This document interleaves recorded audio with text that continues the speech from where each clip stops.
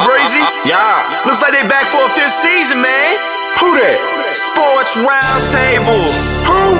SRT Crew. Whoa. SRT. They got that realness flowing in their DNA. Damn you lame if you ain't tuned to SRT today. HO got that payload when he say so. What you betting on? Don't get mad at me on fantasy. Break up Kyrie LeBron. I be smooth as sports superhero Hancock in the mix. Deal with roll top forever. Real talk, you know who he gon' pick. See where I be with SRT. Beyond the glass, that G Money. They win strong. I never lose. 6-man elite. That's J Smooth. All you other sports radio shows is fake news. Believe that. Turn up your radios, cause it's time for SRT Radio. Yeah. What up, what up, what up? It's Sports Roundtable, and we're live in our virtual studios overlooking the digital world. Yes, sir. Yes, sir. I am your humble host, H.O. from Bankhead, and we got a lot to talk about tonight as there will be no more college football until August, September. Yes, so a champion has been named. And yes, and there's a lot of debating going on about this team going undefeated, as I think we on this show said that there was not going to be another undefeated team in this era. And how we were wrong about that. Now remember, Kurt Cinetti will get an automatic kicker from his contract to make him a top three paid coaches in the league. So look for that to drop pretty soon. Thanks to Jimmy Sexton now. Yeah, I don't think he deserves need any money. Yeah, he made about $2 more million since the playoffs. So there we go. Anyway, man, let's before we kick it off, man, let's go ahead and get these introductions out the way. I guess Asa and then they honored Martin Luther King and did the show Tuesday instead of Monday. Is that correct? Yes, sir. That's correct. And was that for the reasons of honoring Dr. Martin Luther King? It played into that. We had the game and everything on Monday as well. So yeah, and the Hawks lost. Again. Looking pretty bad though. Mr. Asa Brown is in the building. What's going on, bro? Ski. I'm good. How's the gentleman? How you all doing? Before the show, Coach said I didn't get the memo. I ignored the memo. I don't have my red on, but I'm here in spirit. There you go. Good enough. Don't worry about it. There'll be a meeting. You'll get a sternly worded flyer in your box. Don't worry about it. Yeah, down at the bottom, most folks would say he's a grumpy old man because of the Pittsburgh Steelers has broken his heart. But if you ask me, he's a good guy. And tonight I can't wait to hear his Mount Rushmore of NBA coaches of all time.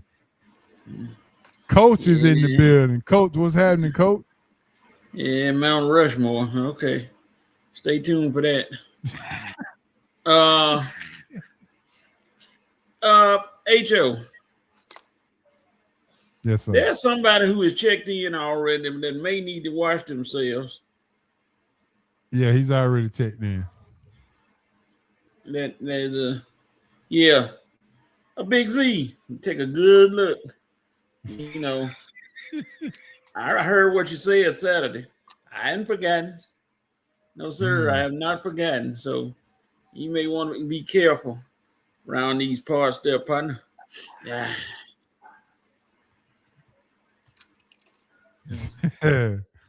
Well, man, we got a lot to talk about, and yes, sir, it is a sterling cold Wednesday as we are getting prepared for a winter storm this weekend. So whatever you got going on this weekend, make sure you're cautious and be careful about that.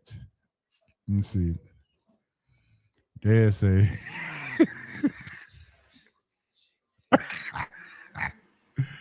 yeah, boy, for sure. Nah, we hadn't jumped that far yet, but we getting there.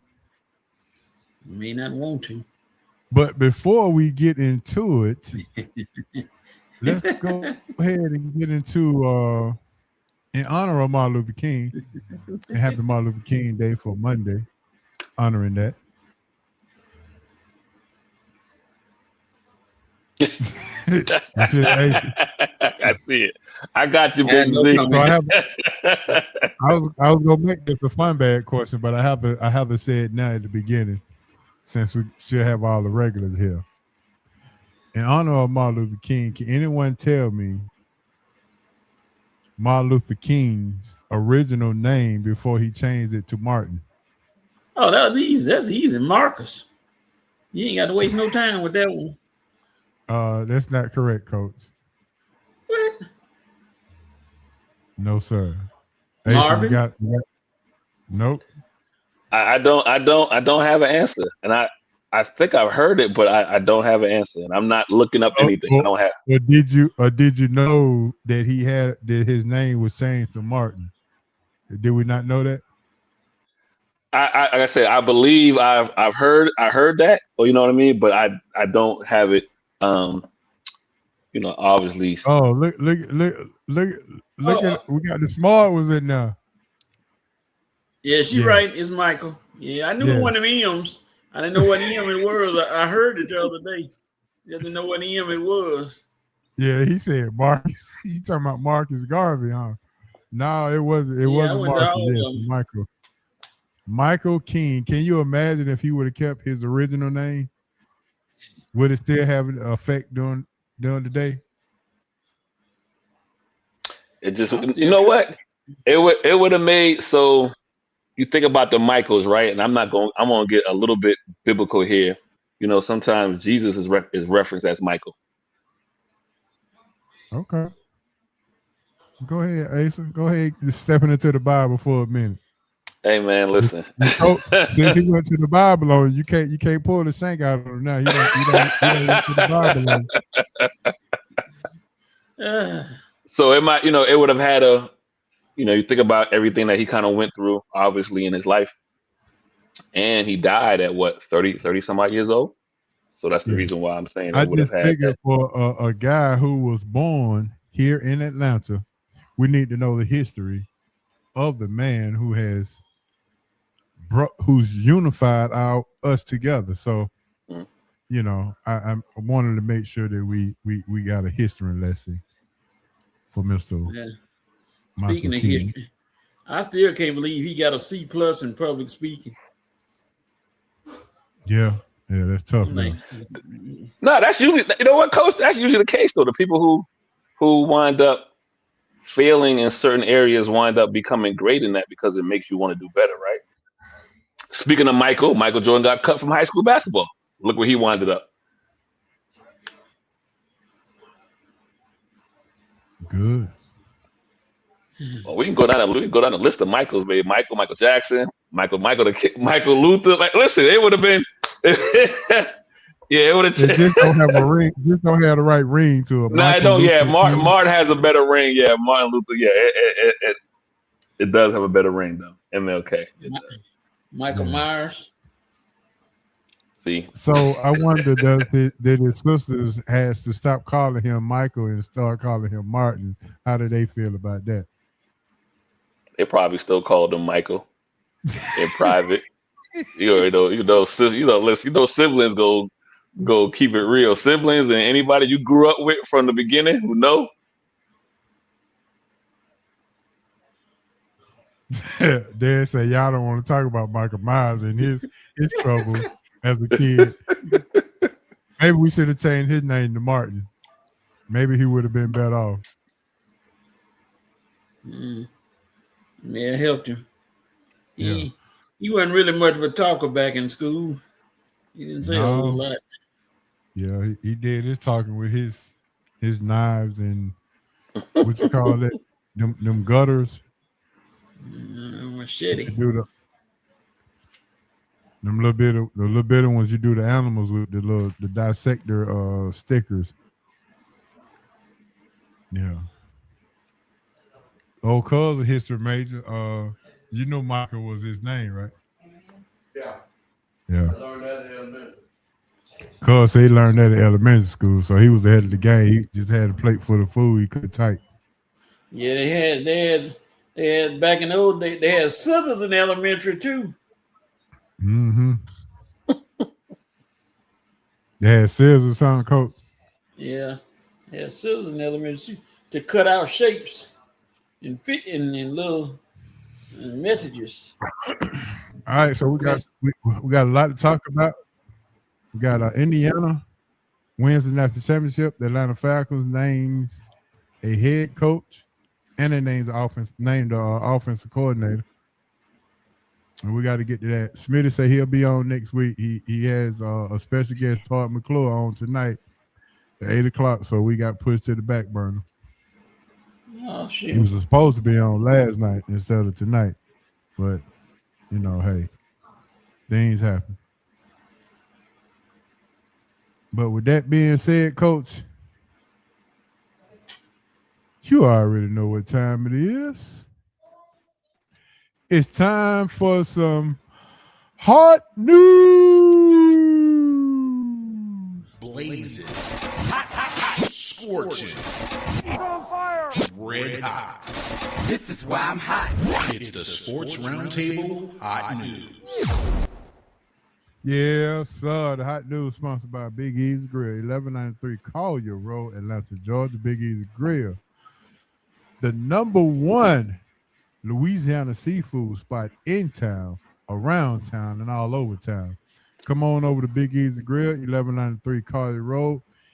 Get your crab claws, your shrimp, your red beans and rice, and also your catfish bites.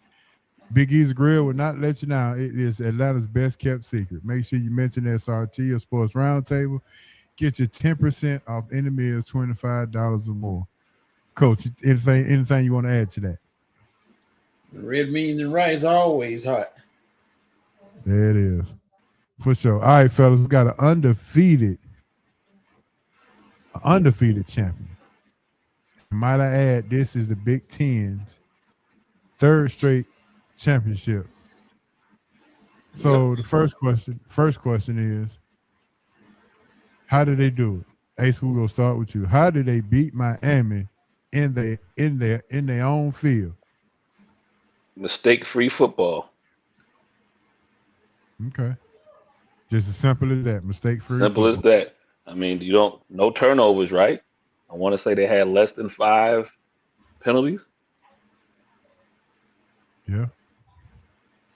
Coach, your thoughts? Anytime, like he said, anytime a man got more touchdowns than incomplete passes, that's not looking good for the defense. Any shockers, any surprises, though? No, I think I told you last week or whatever. I doubted them one time in the playoffs. I got on a little bit of the Alabama juice, and I wasn't. That was my mistake, and I wasn't going to doubt them no more this season. Yeah. So now, the next question is this: has the Big Ten exceeded to be the best conference in college football right now? Yep. 3 for 3. The last And it's three. okay. It's Michigan, okay. Ohio State, Indiana. And that is okay. You can't reign forever, but let's see how long they can do it. SEC did it for about a good 15 seasons. All right, here's another trivia question for you guys who would like to talk at the water cooler. There's only one school in college that's ever went undefeated in basketball and in football.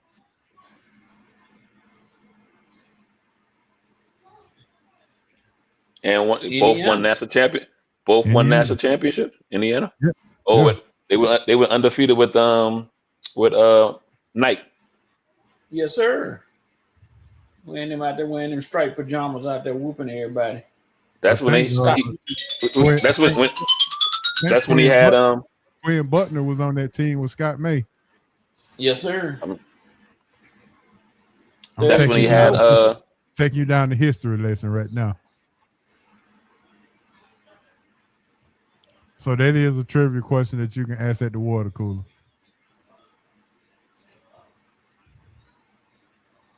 Has Indiana officially turned into a football school now? Or is it still a basketball school? Still a basketball school. 1 year don't change. The next thing you know, you come up next year, and you be Well, like, hold on now. This ain't no one hit wonder for Indiana football, right? Nah, they were good last year. There's 2 years in a row. You got to do it three to four, and then we'll start talking about their football school now. Okay, you know Mendoza going to the NFL, so and his brother just transferred, but he do have a transfer from, is it TCU? yep. Coming in as well. So there you go.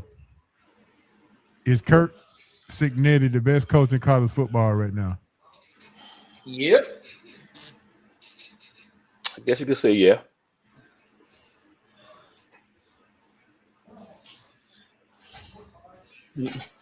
Are we saying yes? Are we saying yes because he can actually coach and he's proven that he can coach in this era, or are we feeling prisoner of the moment because they just won a championship and we just trying to give him I'm gonna say what he told everybody else. Google him. Right. And it's okay to kind of be a prisoner of the moment. When Ohio State had old boy from Youngstown came and won a national championship in a couple of years, we were calling him the best coach at the time. So it's okay to have that title for a couple of seasons, 2 or 3. right. So it's prisoner of the moment. I won't say that, but I will say prisoner of the recent past and current future. So I guess the same thing. So yeah. Has he figured out the transfer portal in the NIL era? Has he figured that out? Yeah, I think he knows how to. Not everybody knows how to team build.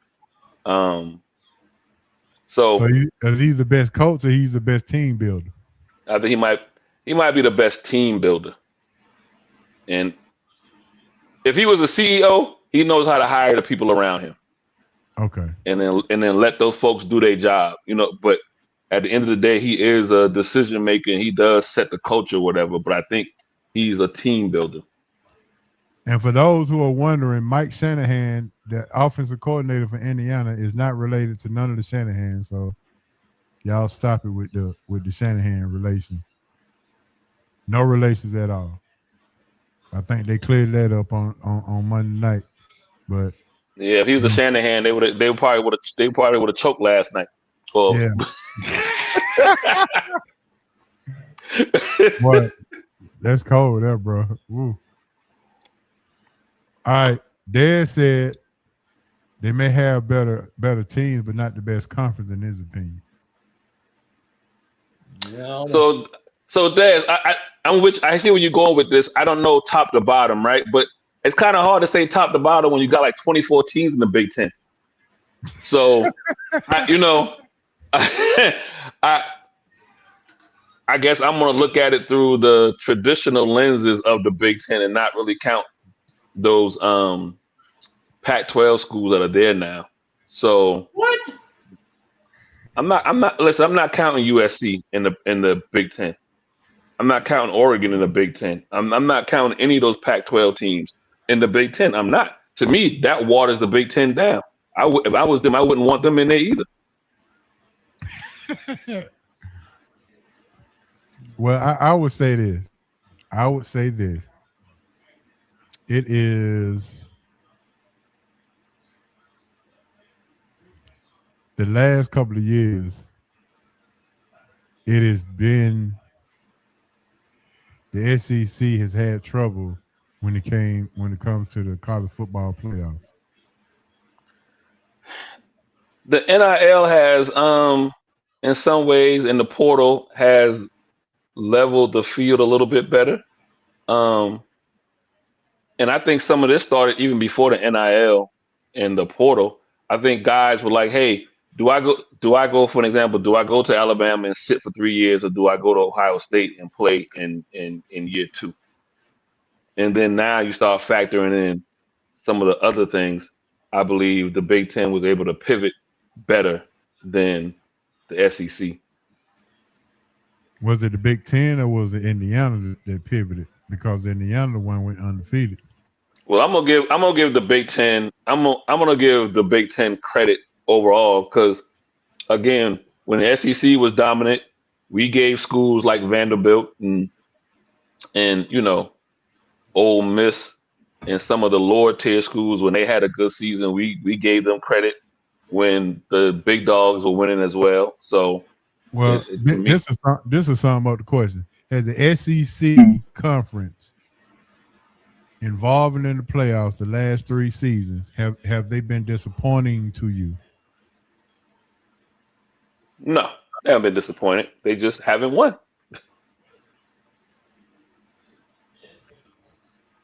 Coach? Those lower tiers have not been just easy wins like it used to be with Vanderbilt and all those teams. Easy wins, they have caught up. Are the SEC just a Making regular season tougher schedule than the Big Ten, but the Big Ten in the playoffs flex their muscle? I guess you could say, HO, the Big Ten upper tier schools are better at this moment or been better the last few years than the SEC's upper tier schools. Okay. But I would probably still take Vanderbilt to beat the brakes off of Northwestern. I probably would still take, you see what I'm saying? I would still take an Auburn team or Missouri to beat the brakes off of Purdue. You know what I mean? And that's what I say. But now you got 24 teams, or to beat Illinois. But would they match up against USC? Maybe not. I know Coach is going to get up there and pull up the stats from 2004 or whatever. But so, that's why I say I look at the Big Ten. For me, I look at it through more traditional lenses, as I'm not counting the Oregons and the USCs and whoever else they got. What, Syracuse is now in the Big Ten, aren't they? Ain't they in the Big Ten, or are they still in the ACC? They're in the ACC, my bad. So the Marylands, I just don't look at them that way.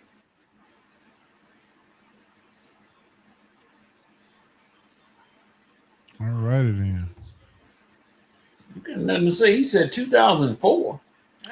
All I was trying to make an example is, Coach, I know when you have made it be known when the USC, University of Southern Cal, have played some of the SEC teams, they've won. That's all. I was giving you your credit. USC got a winning record in the SEC.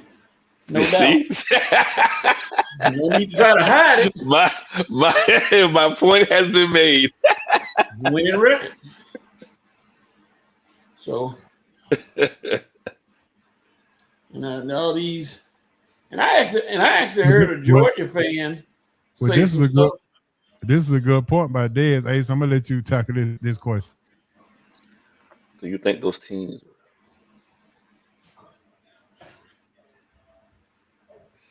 So if they play the SEC schedule, do you think they will be just as successful in the playoffs after going through that gauntlet of a schedule? Is what he's saying. Yes. The upper echelon guys, yes. I think the Ohio States, the Indiana last couple of years, Michigan when they had a solid team for two years or so, I think they would have been fine with an SEC schedule. And again, I want to be fair, right? Would I take a 2-loss Ohio State team to make a playoff compared to a 1-loss Oregon or whoever you want to look at? then no, yes, I probably would take that 2-loss Ohio State team if they were going through a gauntlet. What's good for the goose is good for the gander, right? So you can't Yeah. say you can't say you want it this way with one conference, and then when it happens to another conference, oh no, Hey man, they're not worthy, as people say. you trying to go back to ready for the world, there, boy? Talking about old Sheila. I am making a 80s yacht R&B music list. All right, let's get on to our next subject. Andrew Jones. 78% as he makes the MLB Hall of Fame, and that's 8 Braves from the 96 team that's in the Hall of Fame right now. Dale Murphy, we're waiting on you, bro. MLB writers, let's get Murphy now. He is well deserved. Coach, I'm gonna come to you first. Thoughts on Andrew Jones getting in? It was about time. He was considered one of the top 3 outfielders in all of baseball. He run them down, and then he hit over 400 home runs, and batting average wasn't always high, but it was up there. So yeah, it's about time. He did enough out there for the Braves to get his way in without a doubt. No problem. Dale Murphy, I mean, he's gonna be punished, and excuse me, Dale Murphy gonna be punished because he had to wear those blue uniforms. I'm sorry. Go ahead, Ace. I'm waiting on you. Nah, so I'm gonna agree with there was probably a 10-year span where he was one of the best outfielders, and so when you start talking about certain eras, you cannot go without mentioning his name. And so you got 5-star, 5-time All-Star, double-digit Gold Gloves, and a Player of the Year under his belt, and one of the youngest to kind of do a lot of those as well. So, and then like Coach said, 400 plus, and it makes it even 400 plus in the era in which you had the steroids, right? So he was clean.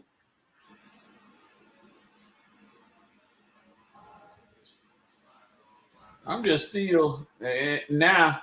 I think it has passed, but I'm just waiting on that Major League Baseball Writers Association and whoever to finally do. It should have been done a 100% vote where everybody gets their vote in, and it's 100%. Because that is just criminal.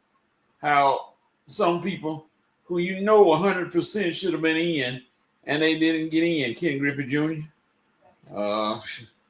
It's a couple of them. Ridiculous.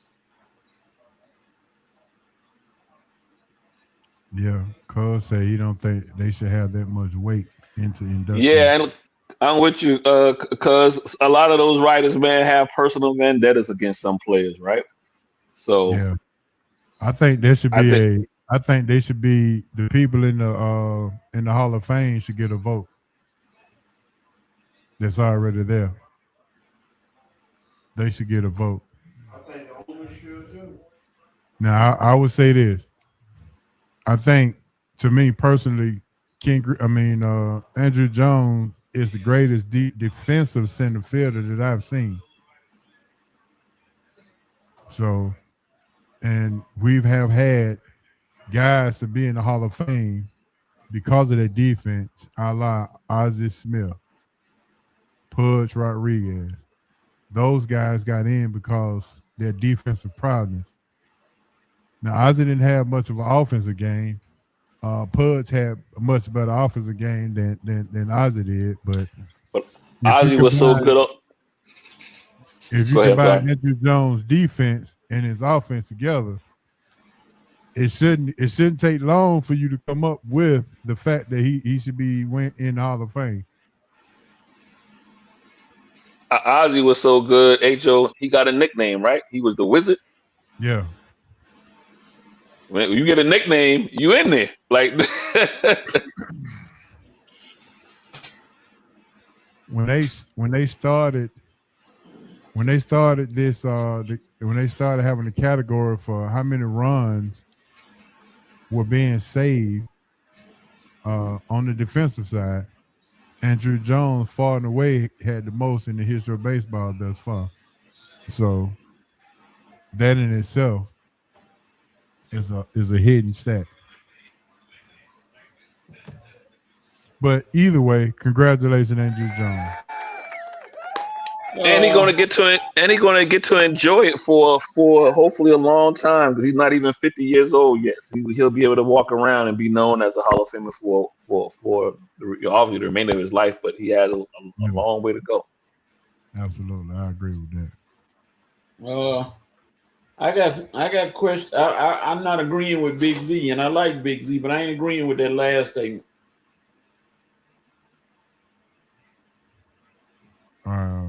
Nelson. Yeah. No, indeed. No, right now. No, that'll skew it big time because you got some people who are just vote because they like him.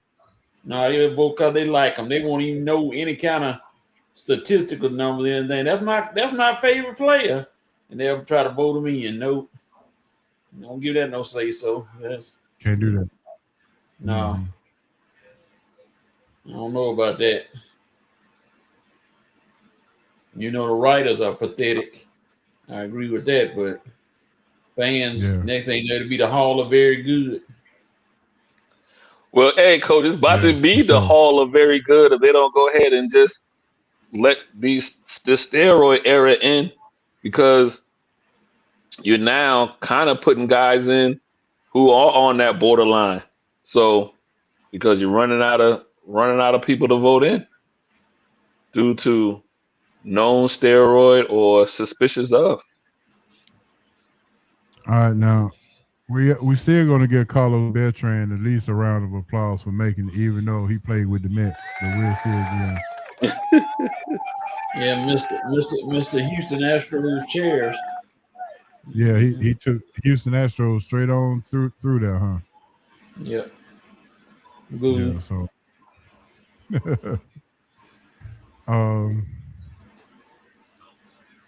Cody Bellinger and the Yankees agreed to a deal.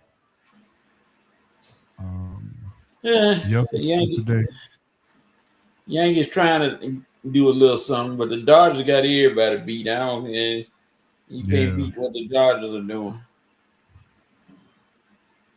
Does anybody in the NL West have a chance this year? Sure. Day one. That'll be tough. All right, let's go ahead and get to what we really came here to talk about tonight. Atlanta Falcons hire a new coach. Uh-oh. All right, we're going to go around the horn and we're going to talk about your thoughts on the new coach, and we're going to let that be it. And anybody who want to vent in the chat, you can go ahead and vent, and I'll put it up and read it, and we'll talk about it. Any questions? Let's go. Ace, you want to start us off? What was the rush? You could have waited through some of this playoffs to see if there were some maybe some additional candidates out there that you could have interviewed. So I don't get what the rush was. I feel like you're doing the same thing that kind of got Raheem in trouble. So bringing in Stefanski is we all know the history with him and Matt Ryan. So I just you could have waited, right? Some people might think McDermott is a better coach than Stefanski. Some people might think the hot guy is in Seattle, offensive coordinator. They're still playing, so you could have waited. But this is the route they went. No mas. Which tells me then we're going to be in quarterback flux for a couple of years because I can't see Stefanski matching up with Penix. So that lets me know you're going to do maybe a 1-year bridge with Cousins. He ain't gonna be happy with that. So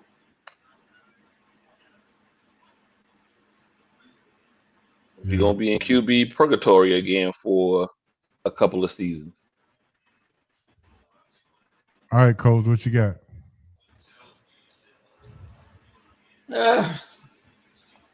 I agree. You got plenty of quality coaches still out there, and you jumped the gun running out there. Stefanski, losing record. His association with the urban community is not very good right now. It's on shaky ground like a pig on stilts.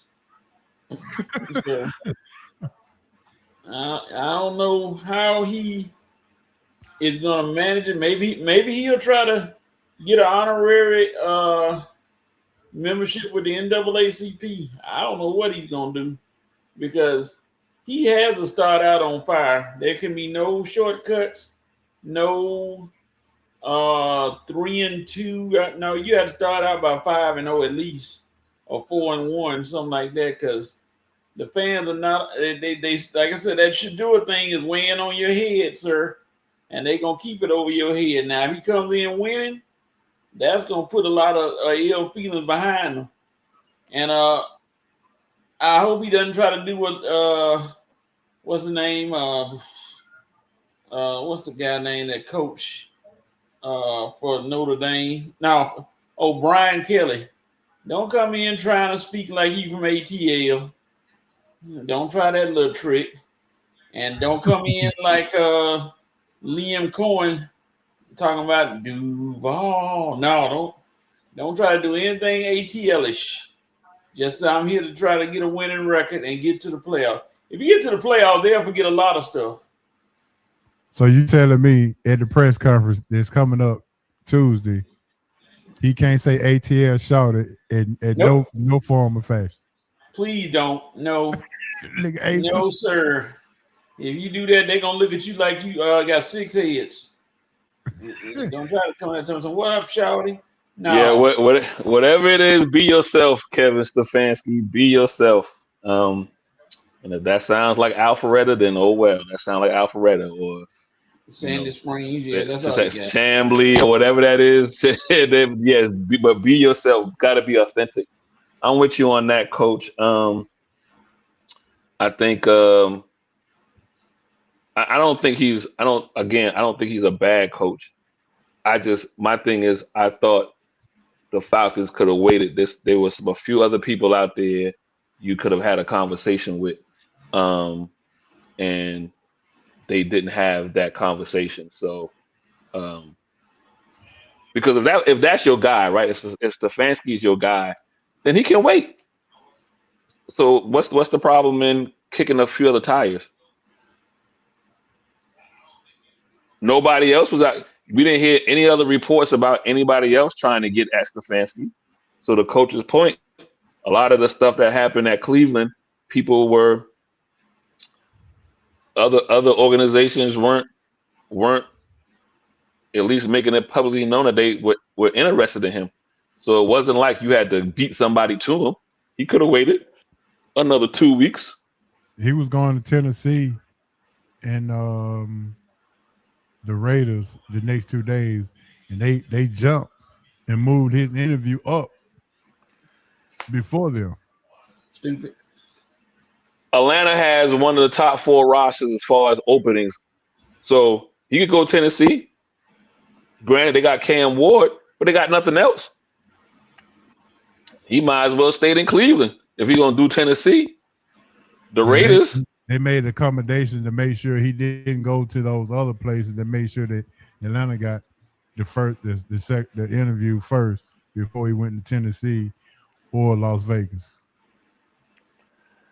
I don't like nothing going on in Vegas right now.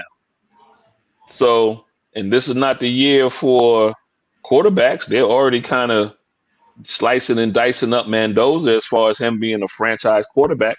I just think this is the year they could have waited. And if that's your guy and he likes what we got going on over here, he could have waited. Or he could have said no. My message is to all of the people who say that we've already.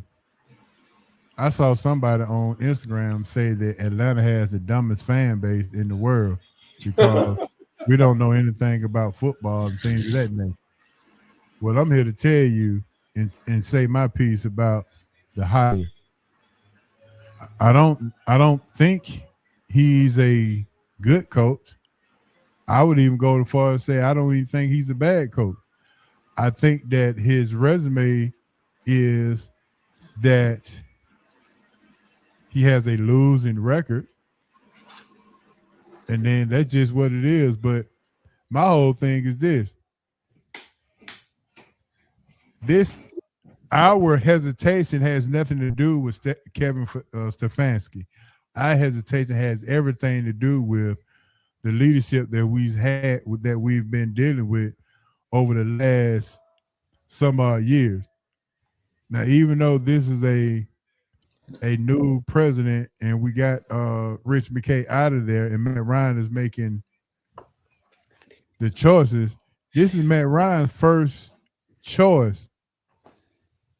So we're not mad at Stefanski for getting the job. We mad at the fact that did you take your time and do this thoroughly, or did you just choose just to say I have an experienced guy to do it? And to that point, you chose to hire a guy from an organization that ruined your career. So the hesitation is there, good or bad or whatever the case may be. The only thing I would say to this point is it better work. It better work. It better work, and it better work fast. And I can care less about the Shador situation and things of that nature. I'm more concerned about he's had 13 different starting quarterbacks and none of them was developed. I'm more concerned about that than anything. And now I'm concerned about he's bringing the OC in, Tommy Reese, who not no better than basically Zach. If you was going to go this route, then I would have just kept Raheem and just got a new offensive coordinator. If this is going to be the route that you're going to go, because I can't say what we got in the head coach better than Raheem, but I can definitely say that I don't know. I can definitely say that Tommy Reese is not a better play caller than Zach Robinson. Maybe on the same length, maybe they're on the same wavelength, but ranked 30th in the league in offense, and this is what you bring to call the plays. We have every right to be hesitant if that's the case. If you add all of that up, then how would you feel? So that's my little piece on that. 13 different starting quarterbacks in 6 years. You can't fix instability with instability. You're right, HON. When you look at some of the comments from some of those former still playing quarterbacks, they're not a ringing sound of confidence, or I wish I had stayed with you.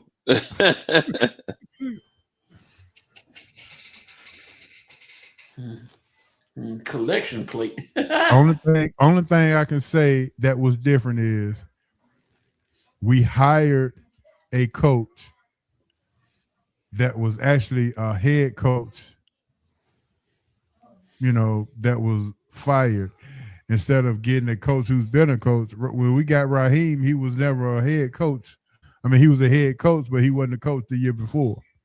When we hired Arthur Smith, he was never a head coach yet. Jim Moore was never a head coach. Mike Smith was never a head coach. So the last time this happened is Dan Reeves got fired from Denver, and we hired him the next year. So that was the last time this happened. Just go and bring back Jerry Glanville and stop the playing. Just go on there. Grits Blitz, baby. Grits Blitz. I don't care what you say. And so many people want to talk about how this makes how we defend Shador. Shador don't even play with the Falcons. But see, it's not even the Shador thing. It's like I said, it's the 13 different quarterbacks in 6 years. My question is, if the Cleveland organization was that bad, that poor of an organization, my first question to Kevin is, what part did you play in it being that bad? And I want to hear his answer to that. And then I can proceed. Because if you had 13 different starting quarterbacks and you've only went to the playoff 2 years out of 6. Yeah.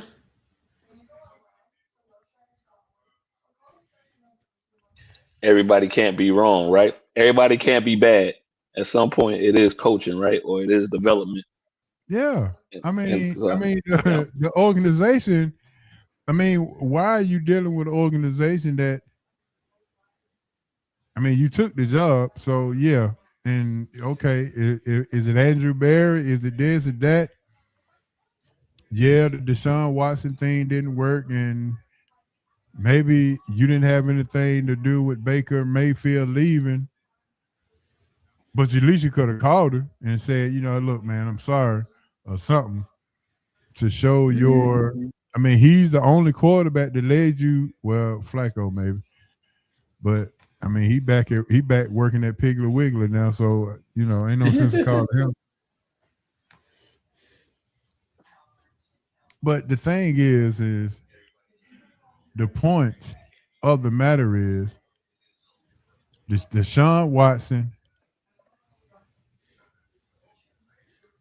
the 13 different quarterbacks, and the Shador Sanders, all that added together, coming to a town where Martin Luther King was born. How do you think we're supposed to feel?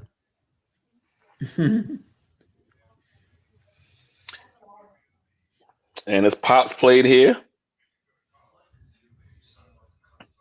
Didn't build a Mercedes-Benz, but he built the dome. Yeah, I agree with that. Take a look at your options. I don't know, Matt, you was just trying to make an experienced move, and you moved, but look, this better work. That's all I got to say. This better work. Yeah, like I said, you had time. And so I think if that was your guy, he's not going nowhere. And I don't think he would have taken the Raiders job, and I don't think he would have taken the Tennessee job, Titans job. I just don't think he would have taken. I think he would have waited a year. So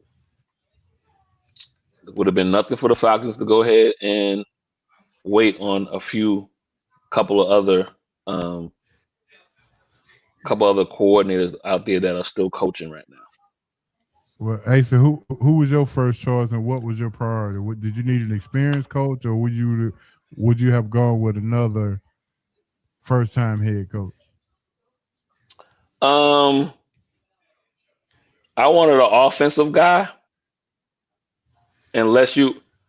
So initially, I personally didn't too much want Urbic back, right? But then the more I thought about it, I'm like, with that young defense, he's done an okay job as far as getting them rounded. It might have been a disservice to let him go and then have to have someone come in. So as I thought about that more, that made sense keeping him. So if that was the case, you're keeping your defensive coordinator. Now you need to really then either get a head coach who's has an offensive mind, or you wait on a coordinator who's one of the hot coordinators, like I said, that's been still playing. So I think Stefanski, you could have waited. Again, I'm gonna say you could have waited on him. So I would have looked at old boy out there in Seattle, who's got Sam Darnold maintain Sam Darnold looking good throughout the year. And so back to your point, the Falcons are going to be in a quarterback wormhole for a couple of seasons. Is Stefanski that guy to work with quarterbacks? And the answer right now is no. We've seen how he handled the Shador and Dylan Gabriel scenario. So how is he going to handle right now Kirk Cousins and whenever Penix might come back? I just don't like. I don't like the fit of Stefanski for what we have going on right now. Right. I agree. And I'm right on with Dad. I wanted LaFleur as well. Green Bay came to their senses. They came to their senses. Yeah. If I could get LaFleur, then Kubiak would have been my guy. First time or not. Kubiak's the guy at Seattle, right? So yeah, that's where I was leaning to, And it's not like, and even with him, it's not a flash in the pan. He's been doing this for a couple of seasons. So, it's not like he's just having a great year and then he jumps up. He's been consistent out there in Seattle. So, and one reason I would have taken him is because he used to be the OC for New Orleans. So he understands how that works with the rivalry and all that kind of stuff. Exactly. So what better way to have a leg up on your biggest rival in the division than hire one of their offensive coordinators? Or at least he used to be. Yeah. All right, Coach. What say you, Coach? I mean, in 2 years they may be unfortunately looking for a new coach, and I know that's not the plan, but that might be the case if he doesn't come in, because I think just Falcon fans, they want a winner. They don't want somebody. I mean, I think it stops mattering who it is once the season gets started. So right now, they getting all their vents out and everything about who you should have got and who you could have got.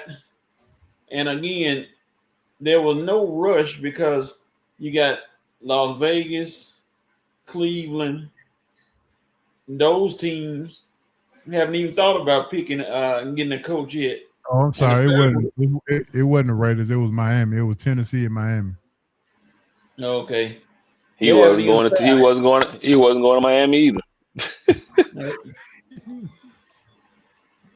They haven't even started. So and let me make this last point to all the haters. Well, I made my point during the Ballers and Busters, so I'm gonna hold off on that. So, but yeah. So, Coach, who did you want? Who would you have liked to seen in Atlanta? Even though I know your heart is in Pittsburgh, but who would you like to seen in Atlanta? Either Kubiak or the young man for the Rams. That's the OC over there.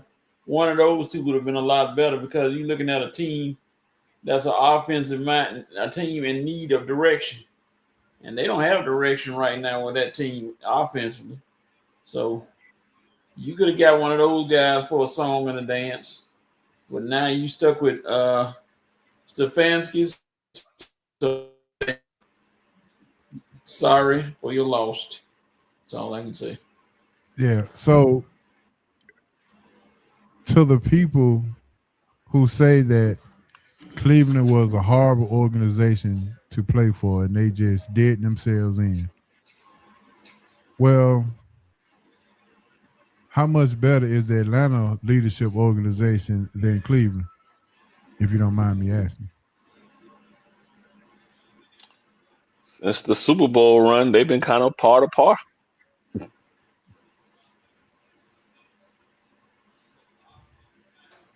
So, in reality, as of today, as of the last 3 years, the Atlanta organization and Cleveland organization been right there together, par and par, right? Yep, neck and neck. Neck and neck. Yep. So you go Actually, a losing coach to an organization from an organization that you say was bad to an organization that's just as bad in the last 3 years at least.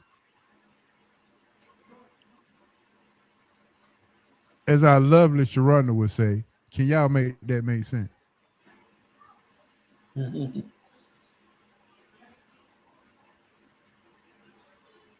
I guess the silence means we can't. Nope. So we can't. Can't make it make sense.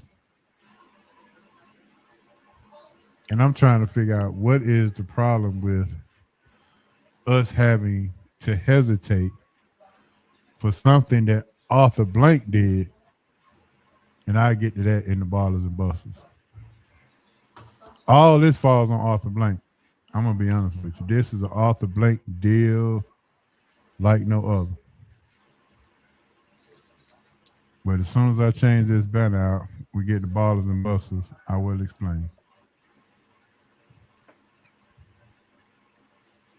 All right, it is time for Ballers and Busters. And before we get to Ballers and Busters, I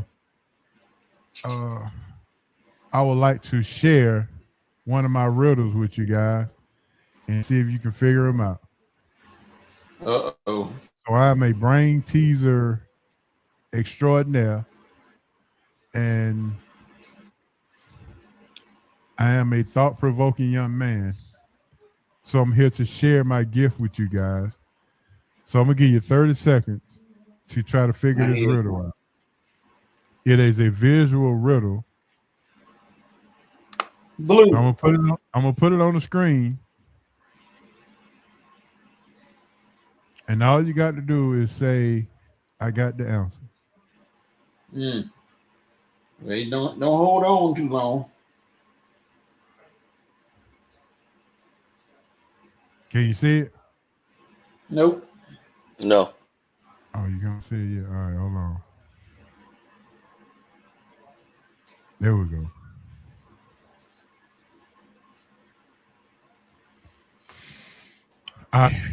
Riddle me this.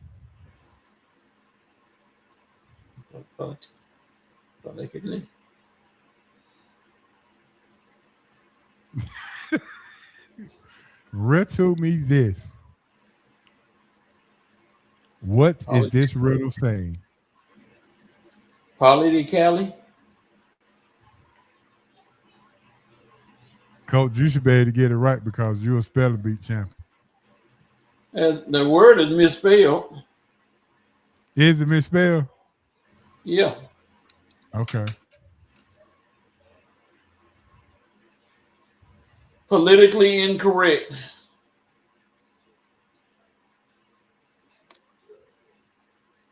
That is exactly right, Coach. Look at you. See, look at you, Coach. You're a smart young man. Well, I graduated from DeVry. Coach got it right. Go ahead, Coach. My man, let me give you some hand claps on that. You had to think about it. Had to look at it. Then when I saw it, I said, oh, there we go. That's the answer right there. Yeah. When I said you should get it right because you're a spelling bee champion, then I'm pretty sure that you was on it at that point. Carletta said, right on, Coach. She couldn't type it fast enough.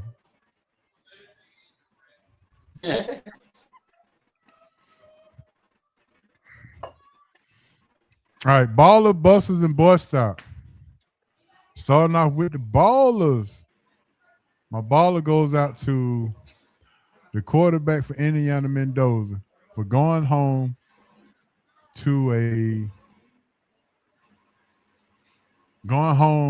from where he grew up 10 minutes away from the stadium that he grew up and winning the national championship, and he refused to lose attitude. As the 4th down and 5 was the play of the game, as he did the quarterback draw, they drew it up perfectly for him, and yes, sir, he went on in there and scored that touchdown. So yeah,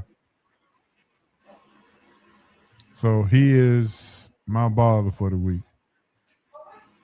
Let me see what Dad said. I thought it was one of those other letters. I was you, No. Daz. I was trying to write out typical and topical. I was trying to see what the Yeah. spelling was. How many words are in there? Yeah, Coach Dad. Go ahead, Asa. What you got for your baller? Man, I'm gonna get in the car with you, and I'm gonna go 2 weeks in a row. I'm gonna give those that fan base of Indiana. They came to Atlanta, turned the city red, and they went down to Miami and had that crowd base quiet. You thought you was in Bloomington down there too?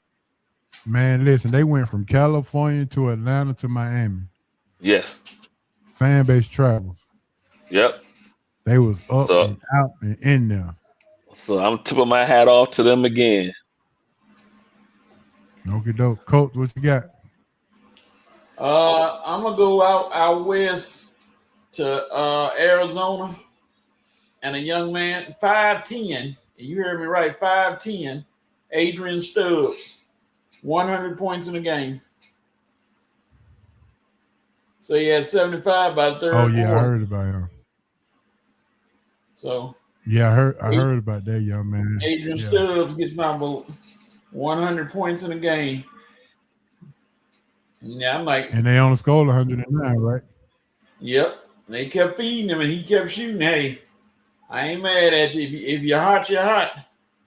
And I guess he said, I'm feeling it. Yeah. All right, Dad said Kyle Tucker and his agent for grabbing the bag. Yeah, he got a big one too. Yeah, they giving away bags in Los Angeles. Man, shoot, you ain't got to do nothing but able to catch a fly ball. Right. They'll give you a bag. Mm-hmm. All right, here we go with the Busters Award. Busters Award. Atlanta Falcons for continuing to rush the process. Coach, you're a spiritual guy. What do we always say about rushing the process? You got to trust the process, right? Yep. So, yeah, the Falcons rushed the process, so they better win. But they my buster for the week for rushing the process. Hey, so what you got? Buffalo Bills, all that crying on TV. Yeah. Like that. I think because all the players were crying, the reason why they fired McDermott, not because they lost. Like your whole squad crying. Yeah, they were crying. They were sad. Bubbles not crying. Mm-hmm. Yep. Coach,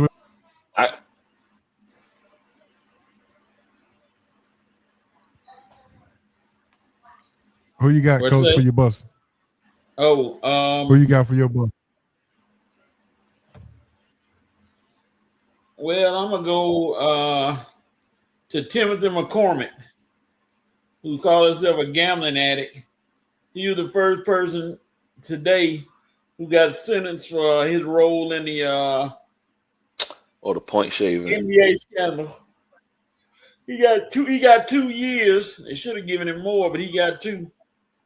He said he struggled with a gambling addiction for most of his life. I said, well, I don't know how much gambling you're going to do in prisons, what banana pudding you're going to get, or tapioca. I don't know what you got going on there, but hey, he's in there.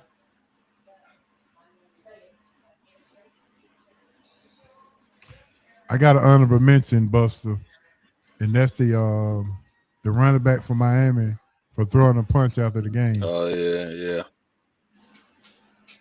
I feel like something got said though. So I mean, they didn't come out and say what was said. I don't think they have, but I feel like something got said. Yes, they did. They said said somebody's daddy, and his dad is dead. Oh yeah, That was said. I don't know how true it was, but that was said. But So, I don't think an Indiana player would have said anything about nobody's father if they just won the championship. Man, I'm pretty sure that's the furthest thing from their mind. Yeah. What sense does that make?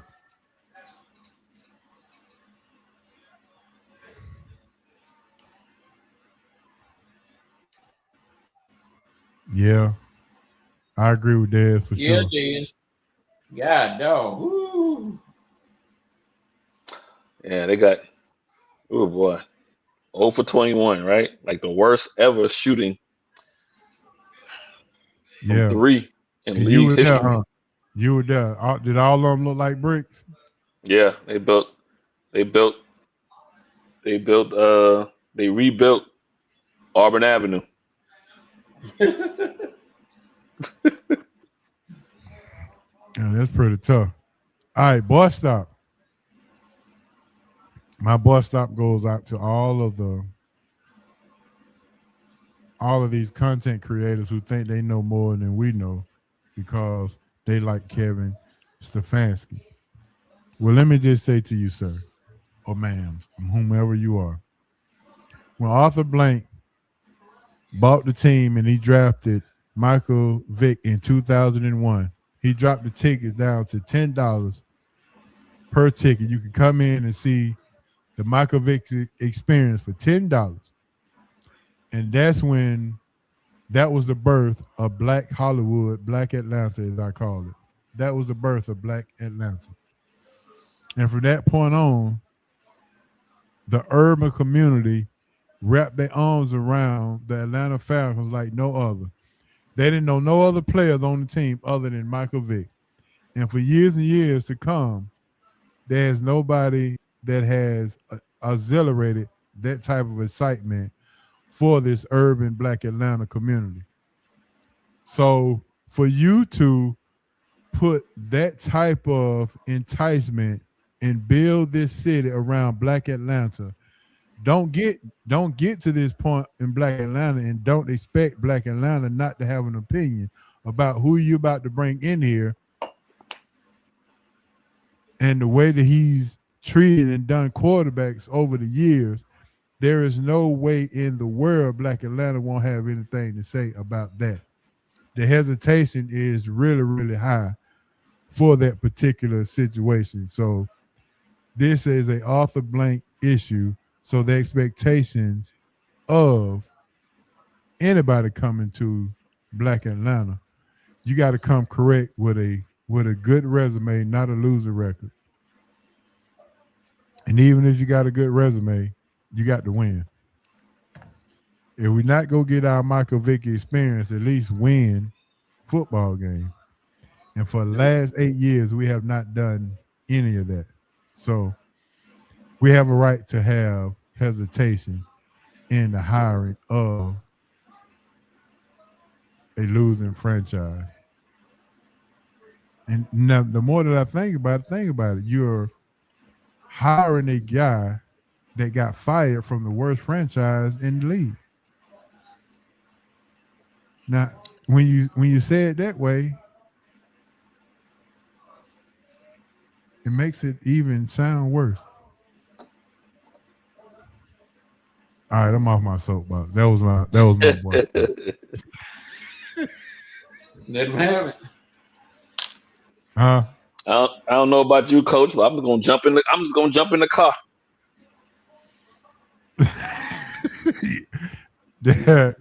Yeah. Dad say he go jump in that. You say that was a second sermon. Yeah. Dez, do you agree? Do you understand exactly what I'm saying? And do you agree? Or can you add to it or take away something from it? Let me know. Coach jumping in the car? No, I'm gonna go to the entertainment industry. Please and I'm do. gonna go to one Drewski. Oh yeah, the church thing. Drewski. Yeah, you don't like him. I'm gonna be honest with you, dog. And it's gonna be 4 words. You are not, or 3. It's 4. You are not funny. I don't know who told you were funny to be in all these commercials, T-Mobile, and on Prize Picks, and doing little church thing and all that stuff, but you're not funny. You laugh like you the funniest thing in the world. And when I saw a grown man play in the NBA, the Major League Baseball softball game, grown man, and he couldn't even barely hit the ball past the pitcher. A grown man, you lost me right there. That meant anything athletic, you need to stay away from. I know you be on all these commercials. I don't know why they pick you, because look like the only thing athletic about you are your feet. So it's time, Drewski, stay off TV, dog. I'll tell you to your face if I saw you. Stay off TV. You'll tell him to his fake coat. In a heartbeat, because he corny as a dog on a whole field of it. And I'm like, come on. So Drewski is not Coach's cup of tea at all. Not even close. Not even close. I wouldn't take him around the corner to get a cup of water. No. Okay. You don't get no ha-has out of me, sir. And then you get around people to try to make yourself think you funny, but you're not funny. And then to top it all off, he tried to pitch and couldn't even throw a strike to the pitcher's mound. Underhand. Lost me right there.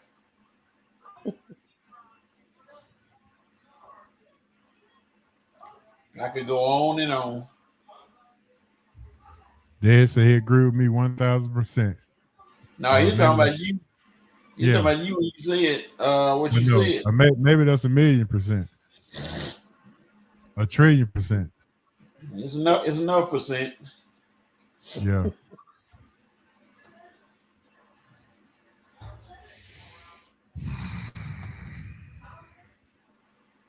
Yeah, we're gonna talk about them Hawks coming up.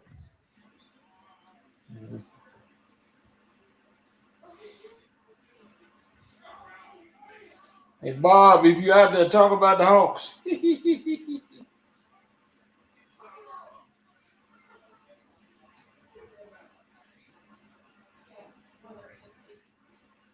No comment.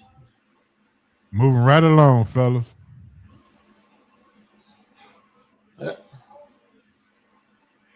The roundtable discussion. What are we talking about? Yes, sir. Roundtable discussion is sponsored by Bo Bell Basketball. You're looking for some improvement in your basketball game? Just go on over to Bo Bell Basketball. He got 3 different locations: North, South, and Midtown. Bo Bell says that he can improve your game by just using your feet. So let's go ahead and do it, and get on over to CoachBoBell.com. You say the Hawks.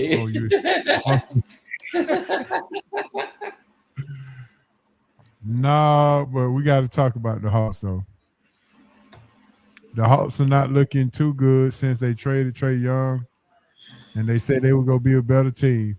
Now, some people had a problem with C.J. McCollum taking the last shot against Milwaukee. So, Coach, I want to get your thoughts about that. I know Asa was at the game, but I was going to come in here last just to kind of clean everything up. I mean, if he had a clean look, I don't see anything wrong with it. But if you were covered, I know everybody get a little hero ball in them every now and then, but sometimes, no, you don't need to have any hero ball in. You just need to stay in your lane, unless you're a good shooter. CJ is all right, but woo. Austin lost how many in a row? A bunch of them. Yeah, poor Hawks. All right, Asa, your thoughts. I am now thinking that the Hawks have possibly a coaching problem as well. So, well, I said that earlier. That yeah, you did. Not Trey, it was the coach. he got to figure out how to work that thing in there. I think it's a combination of both. But that last shot by McCollum, he just got there. So you would think he would drop a play that maybe have one of the guys who have played together enough to that shot kind of go through them, and then they have the decision to take it or pass it off. I don't think McCollum, if that play was for him to go through him, he hasn't been there long enough to understand, if he's covered, where the ball should go, or where it should go to. So I feel like it was the way the play was drawn up. That's more of a coaching problem than a McCollum problem. Yeah.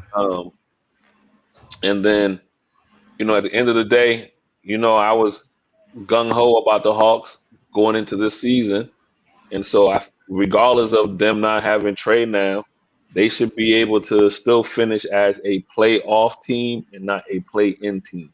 So I still have those expectations. They had Memphis tonight against the Grizzlies, and Jaws back. Game just started and they down 4-0 already. And so now I want to know, if you're a coach, you got really half the season to show what you are.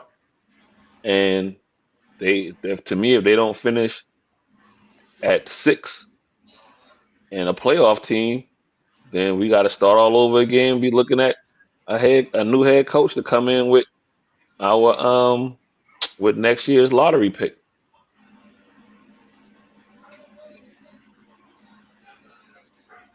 Be tough right now.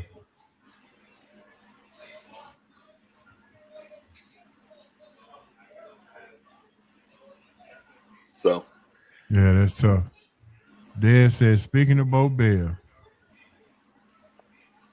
there's a freshman at his daughter's school that is some kind of special that came from the Bo Bell's program. Trey Young. Yeah. What school, Dez?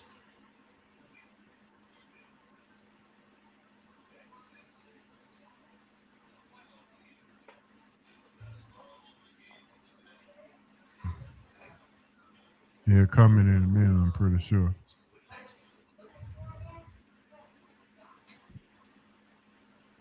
Well, while we're waiting on that, let's go ahead and get our question of the day out. Mount Rushmore of NBA coaches all time. 4 coaches that you think belongs on the Mount Rushmore of coaches. Northgate, coach. That's right. You did say Northgate before. Okay, that's right.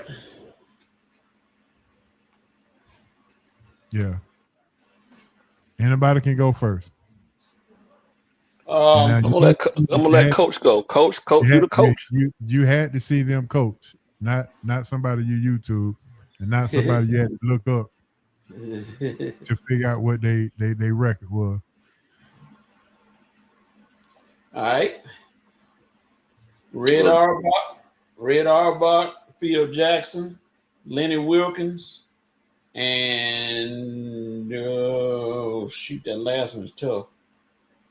Pat Riley. Okay. No Popovich, huh? Ah, dog. Ooh, who do I take out? God, dog. I'm gonna take Lenny out. Because Lenny ain't got enough titles. He coached well. I'm gonna put Pop in there. He done won the most games, but he done lost the most as well. Yeah. All right, Asa, what you got? I got in no particular order. I got Pat, Phil, Pop, and then you said Pat Riley, Phil Jackson, Greg Popovich. Those 3. And then I wanted to take a little old school, and I literally had Lenny Wilkins with a question mark, and then I had KC Jones. But I think I'm gonna ride with KC Jones. All right, no Hubert Brown, no Mike Fratello. No. I mean, they were good. Listen, I could have went with What's my boy was it Don Nelson? Yeah, Don Nelson kind of was like a Lenny Wilkins. You know what I mean? He played, but he didn't. You got Chuck Daly was in there. I could have went with Larry Brown. Yeah. I think Larry Brown's an overall basketball coach because he get the accolades in college as well. So, but people forget he had a couple of stints in the NBA. He coached the Clippers and Detroit. And I want to say he coached somebody else in the NBA. So, he went back I and think forth. the first three is definitely it. Phil, Riley, and Pop. Yeah. And I was like, that fourth one is tough though. Modern day, like right now, I don't think you can go with Spoelstra. I don't think he gets enough. But I think what happens with Spoelstra is people think that Pat Riley is still moving the strings with him. So I think Spoelstra would need to go to another organization and have success for him to get the proper amount of credit overall. I didn't see R back, so I'm gonna have to go with Chuck Daly. Well, there's a lot of people that we ain't see that coach saw, but I'm with you.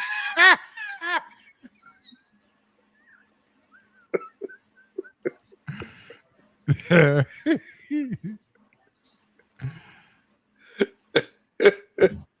don't think you'll be seeing much more there, probably. That's a shame. You get it from all sides.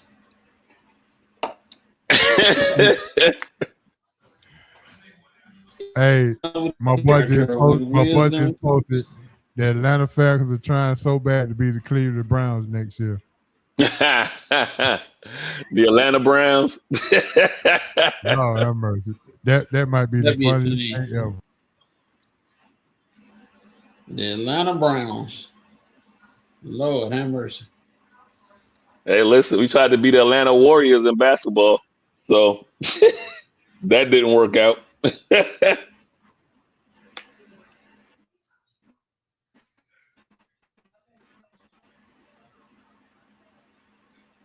Yeah, that's tough. Yeah, that's tough.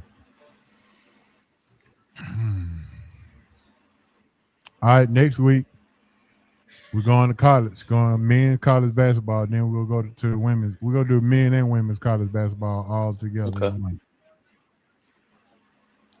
Now, that'll be a better one because there are a lot of collegiate coaches that you can pick from. Yeah, I surely agree. All right, let's talk about this NFL. We got some. The Buffalo Bills fired their coach in the locker room right after they did not advance past Denver. Thoughts on that, Asa? Hey, listen. To give a basketball, who to blame? They still hadn't figured out who to blame for the loss. Oh, he's number 17. But also, you can put some of that on McDermott. Him being a defensive-minded type coach, he's consistently been giving up 30 in the playoffs and all their losses. But I can also understand that when you've gone up against the likes of Mahomes, Burrow, but I can't justify you giving up 30 to Bo Nix. True. So,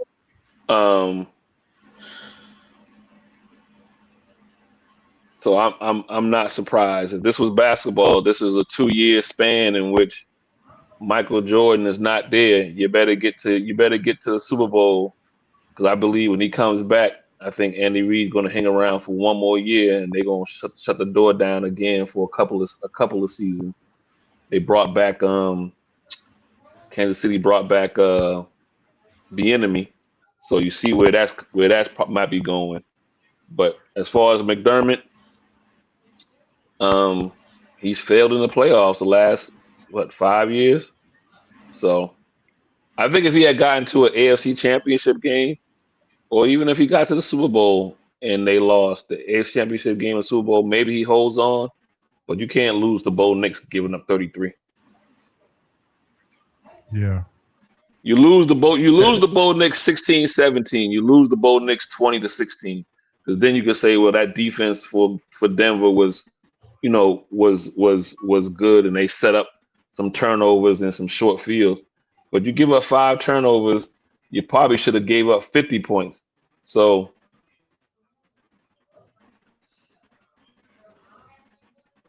Coach, you got any thoughts on the game?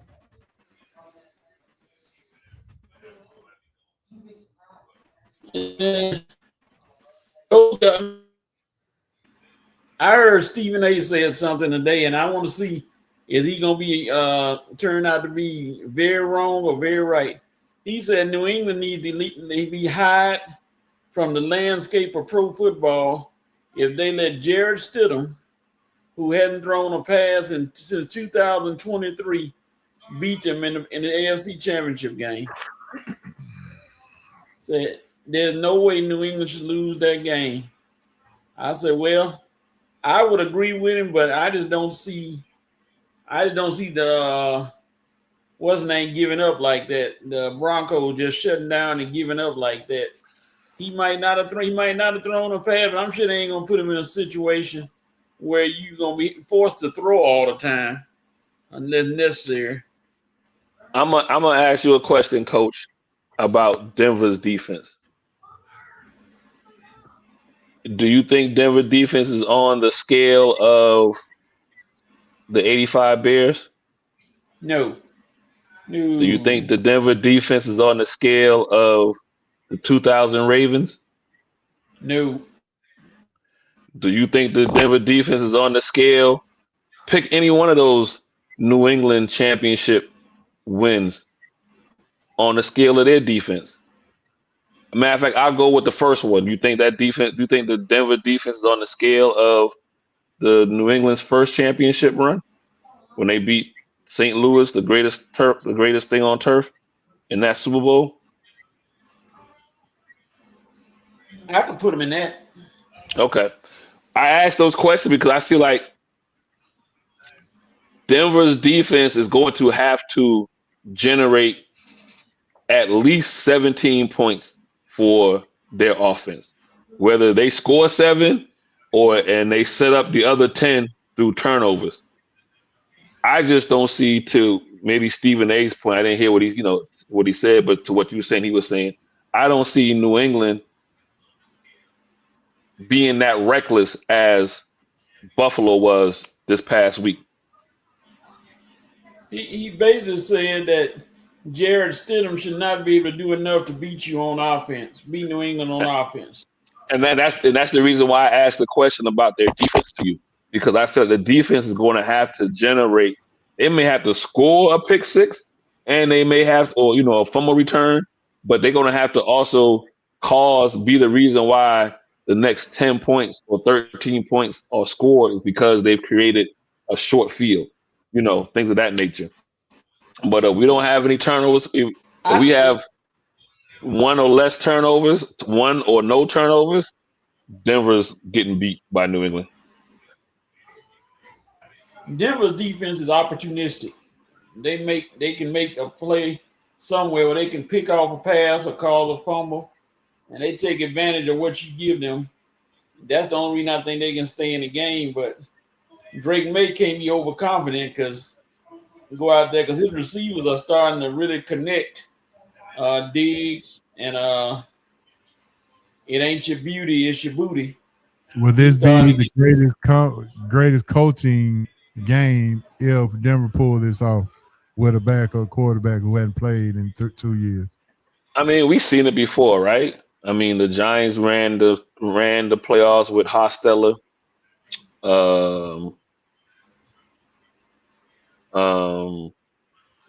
I pretty much want to say that's the reason why I asked about how confident are you with Denver's defense, because Baltimore played a whole season, in my opinion, with a backup quarterback named Trent Dilfer.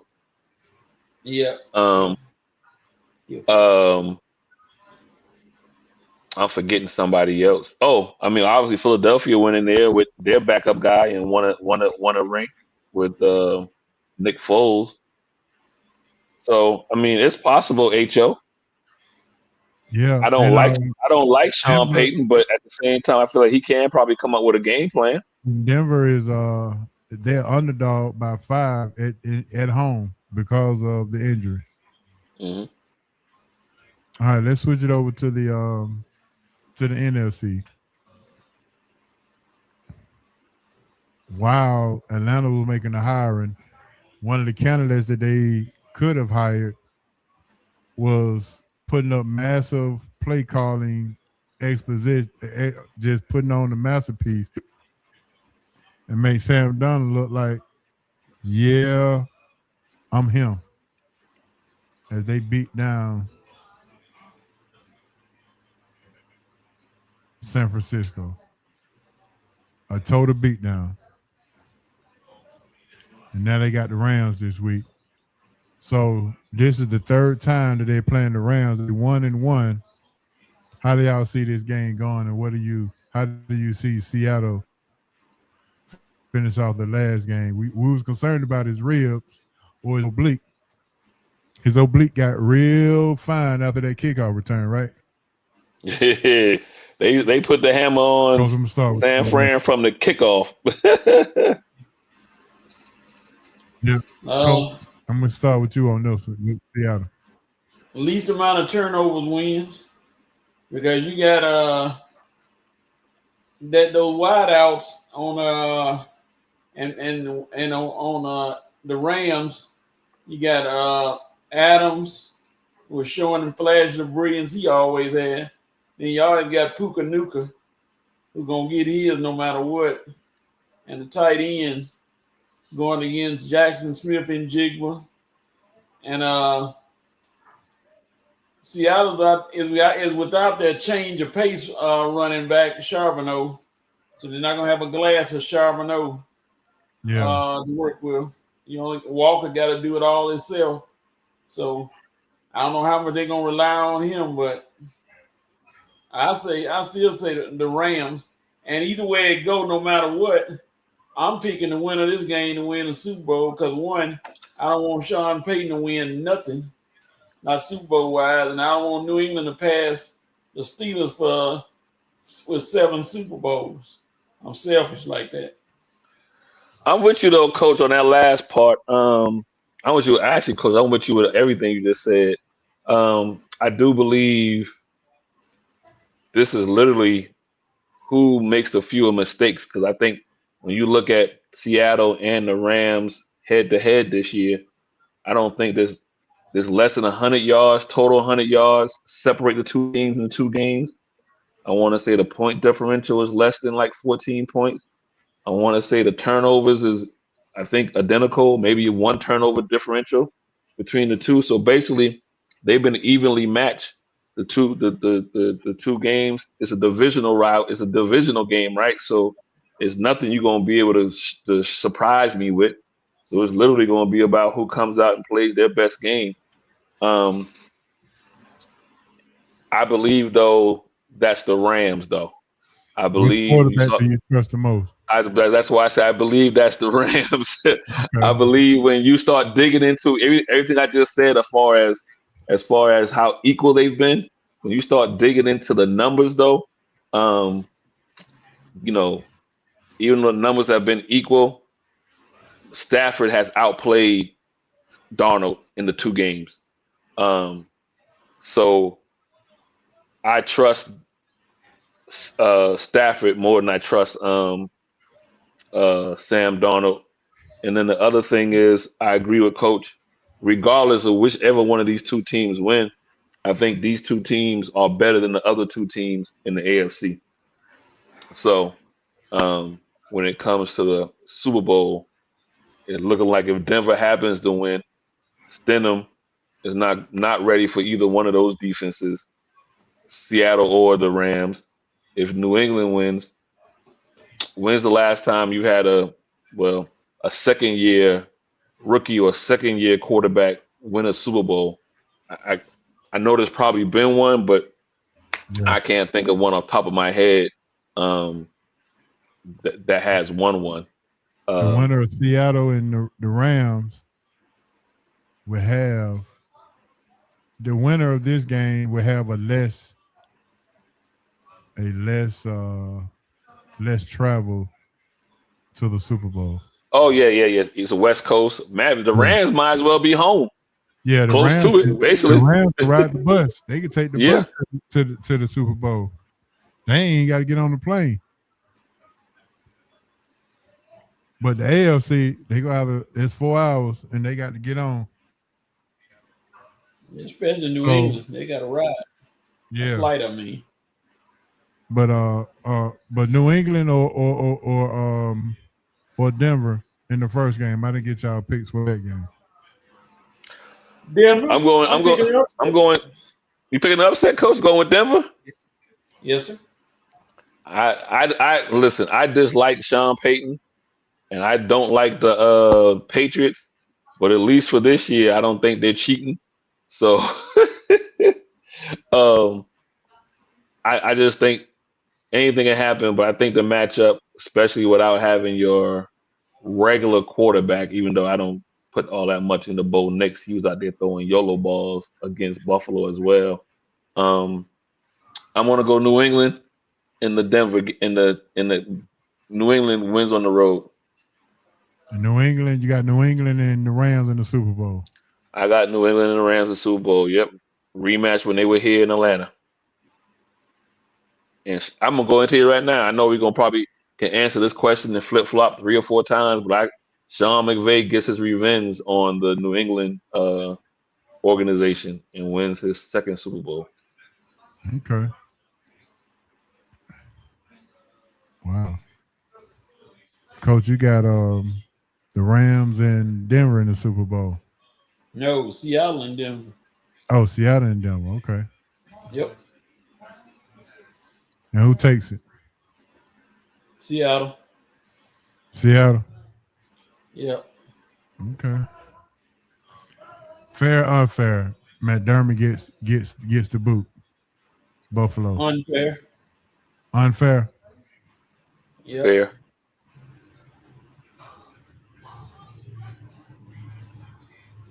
I used to say it fair. Coach, you say unfair. All right, give me your reasons.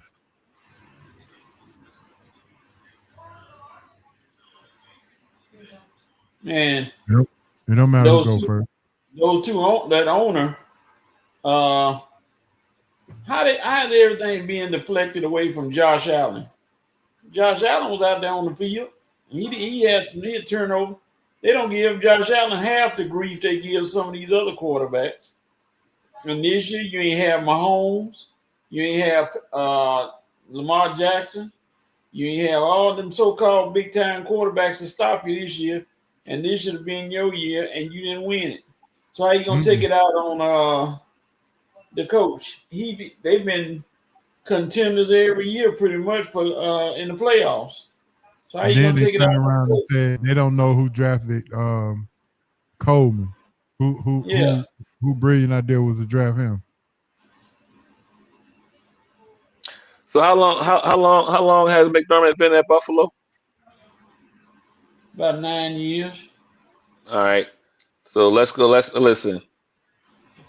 At some point, you kind of see you see the same thing happens over and over and over again. Instead of going the well, no. So if you want to look at long tenure coaches, right? Mm-hmm. Harbaugh and Tomlin been there, basically 20 years. At least they've been to a Super Bowl. We got 10 years, basically, and this dude has flamed out the same way every year. They changed the rules for them, and they still flamed out. He can't. So if you got Josh Allen and you figure maybe he has a couple more years in his prime, let's just say 3 years left in his prime, let me get a different voice in there and see if that can happen. But I can't go 11, 12, 13 years and not make a Super Bowl. That's That's unacceptable. So I get, and again, you mentioned it, Coach. This is the year that you should have been able to at least make one. No Burrow in the playoffs. No Mahomes in the playoffs. No Jackson in the playoffs. You losing to Bo Nix.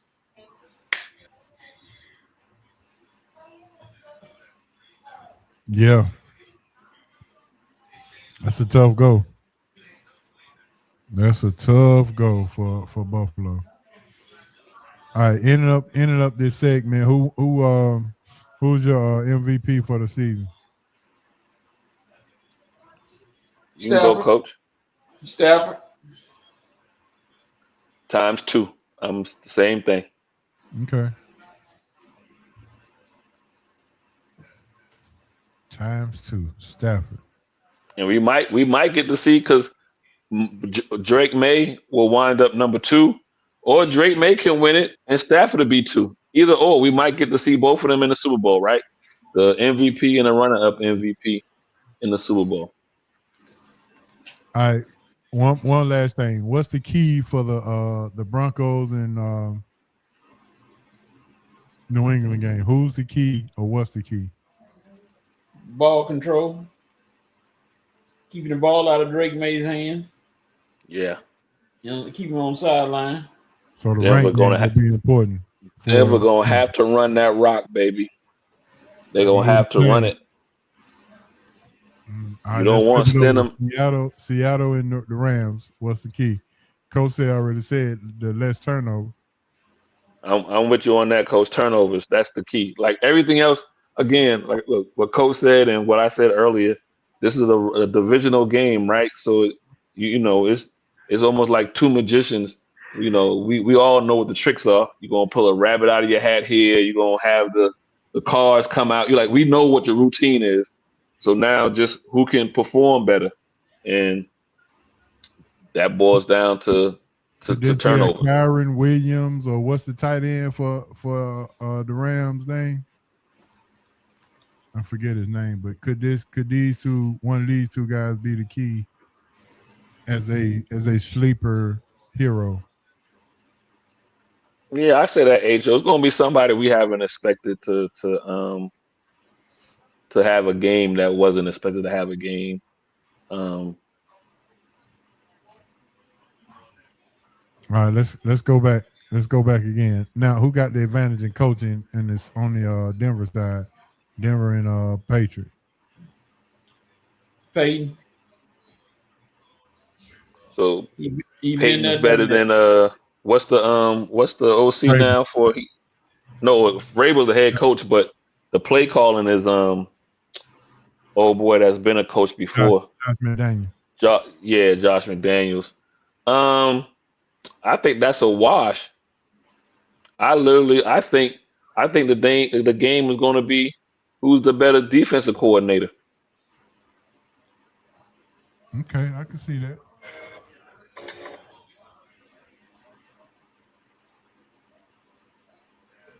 Yeah, I think Josh and Peyton are equal. All right, let's go to the other side. Seattle Rams. McVay versus McDonald. McVay got the coaching advantage there. Yep.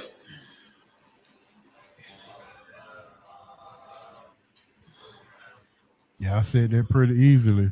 Yeah. Yeah, McDonald ain't been in the fire yet. Okay, I can see that.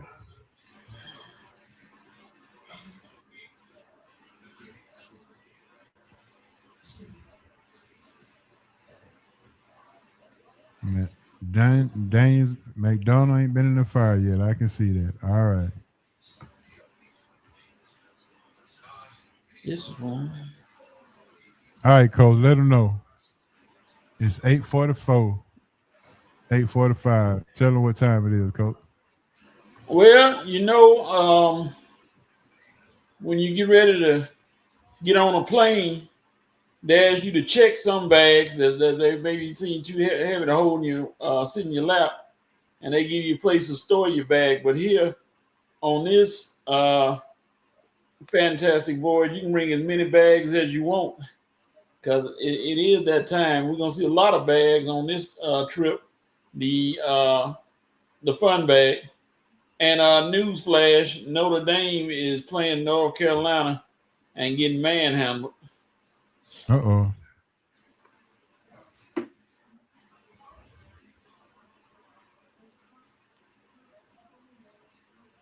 SRT Fun Bag, go. No. Think, since you're thinking, now go on, think. Is it fun? No, sir. No, sir. Absolutely not? Zero fun, sir. Oh, funny. What in the world is in that bag? What you got in that bag? Are we having fun yet?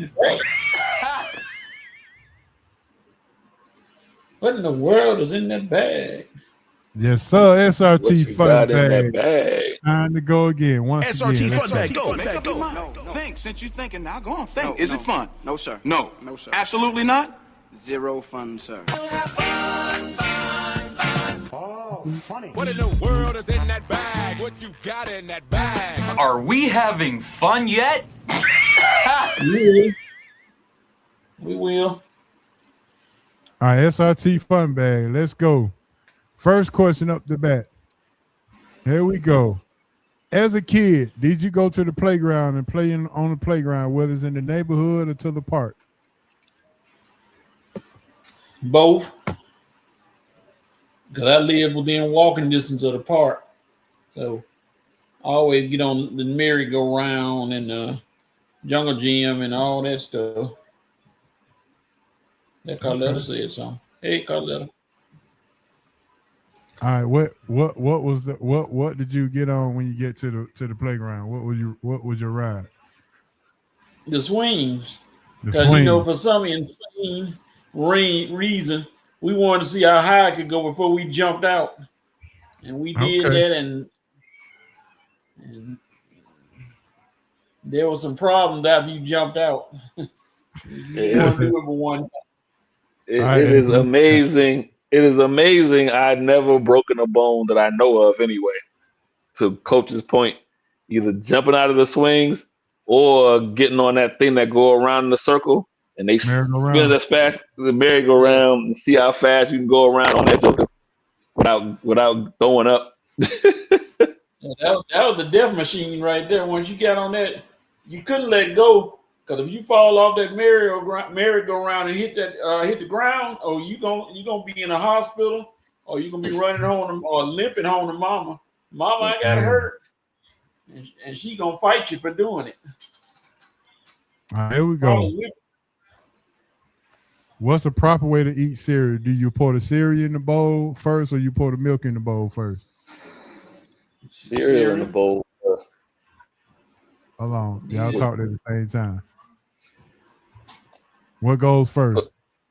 The milk or the cereal? Cereal goes first. Cereal goes first. Coach? Cereal. Carletta said she got banged up real bad jumping off the swing.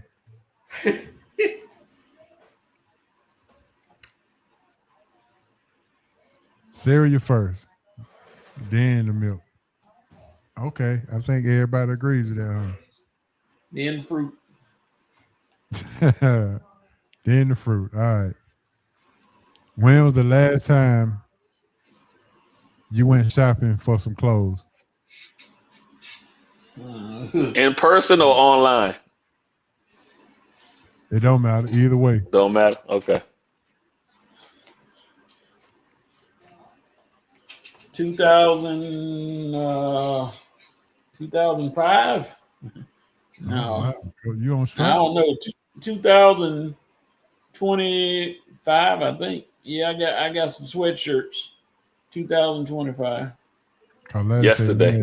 Last year was 2 weeks ago, though. Yesterday for me. Okay, go ahead now. Bought you one of them cardigan sweaters. Hey, I've been the quarter zip boy for a long time. They just now catching up. Yeah, I feel you. You see what I got on today? There you go. Got a little V-neck on. All right, which do you prefer? Watch, bracelet, or necklace? I don't Watch. want hardly none Watch. of them. Watch, I guess. Yeah, watch for me, for sure. Oh, Big Z done woke up and said he went shopping this weekend. We know where the ballers at, HO. They answering. We know where they at. Yeah. The clothes. All right, here we go. Keep one, bench one, cut one. This and the theme of this is which one of these you do not like to do. Mop the floor, wash the dishes, clean the tub. Mop the floor, keep. Wash the tub, bench, wash the dishes, cut.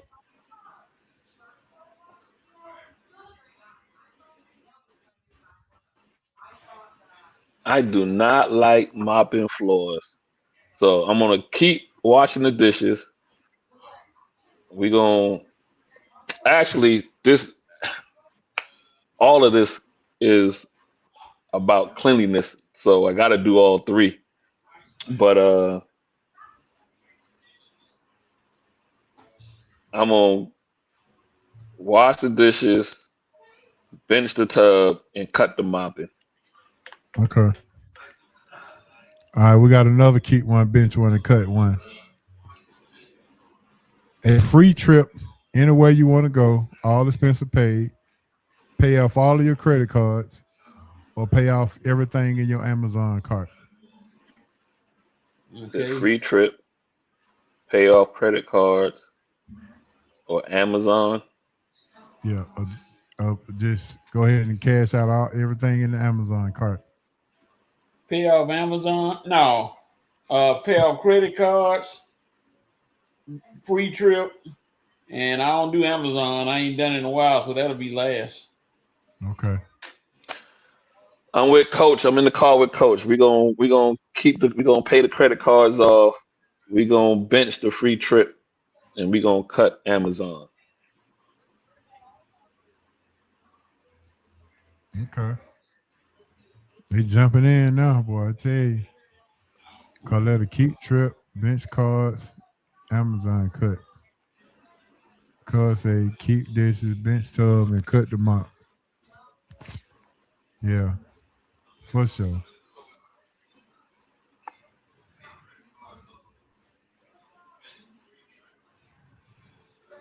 Okay, the Powerball is tonight. Here's your money question. I gotta remember how much it is. Oh, $63 million is the take-home pay out of the 200 and whatever the amount is. $209 million. $63 million is what you take home. What would it do? What would it take for you to stay another whole month at your current job?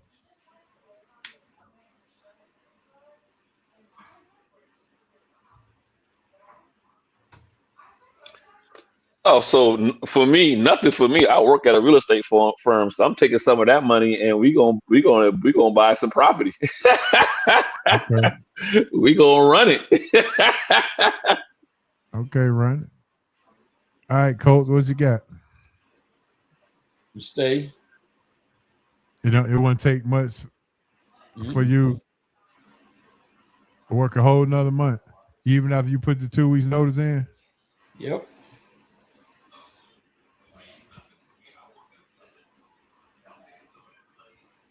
Not at all. All righty then. All right, last question, music question. Songwriters, rank them the way that you like. Ooh. Quincy Jones, Babyface. Ooh. He said, ooh. R. Kelly. You can leave him in that. You can leave him in that same order. Quincy. Quincy Jones did.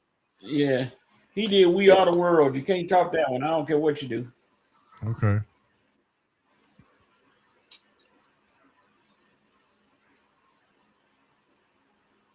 I am going to. I get you, Coach, and I don't disagree with you. I honestly don't.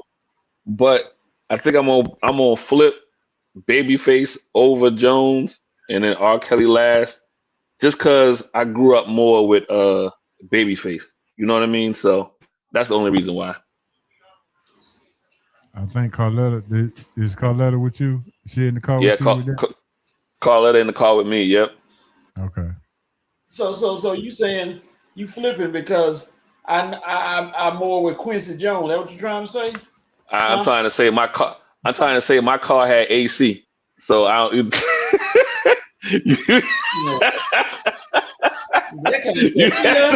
You had to roll the windows by hand.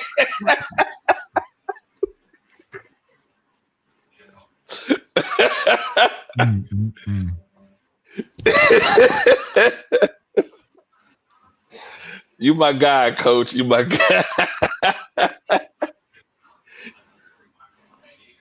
I have nothing to say. Okay, here we go. Rank these in order. Tubi, Netflix, and Amazon Prime streaming service to watch movies. Netflix, Tubi, Amazon Prime. In that order. Yep, that's the order. All right. Coach, you got a Netflix account, huh? Yes, sir. How many subscriptions you paying for as the Rocket Mortgage commercial? 206. No, I don't know. So hey, Joe, we're gonna give them a little bit of economic little trick real quick. If you take you a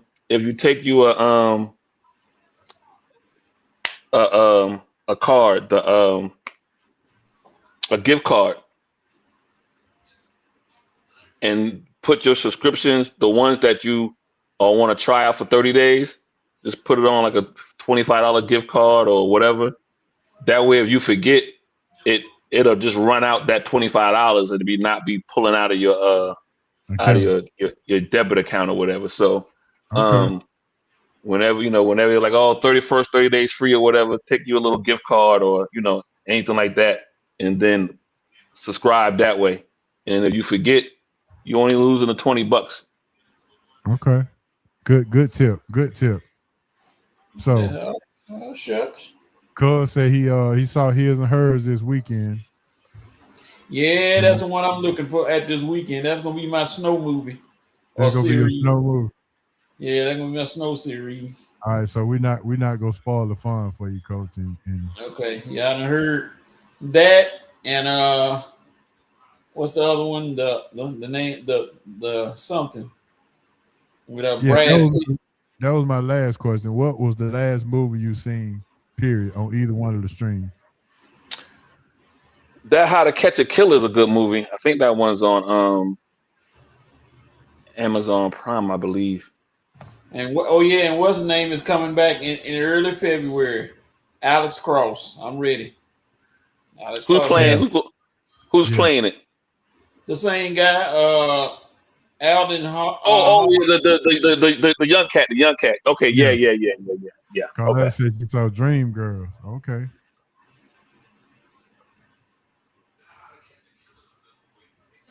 Have anybody seen All Her Fault yet on Paramount? I don't have Paramount. Nope, hadn't seen it. Okay. What about R.I.P. with Mark and Affleck? That's another one on my list because I want to see it with them two together. That's a good movie. You gonna be snowed. You got your popcorn ready for the snow or yes, the ice sir. or whichever one it is. Yeah, I'm ready. I made it to the grocery store before I got home today. And if you didn't get to the grocery store today, it might be no need to go tomorrow. The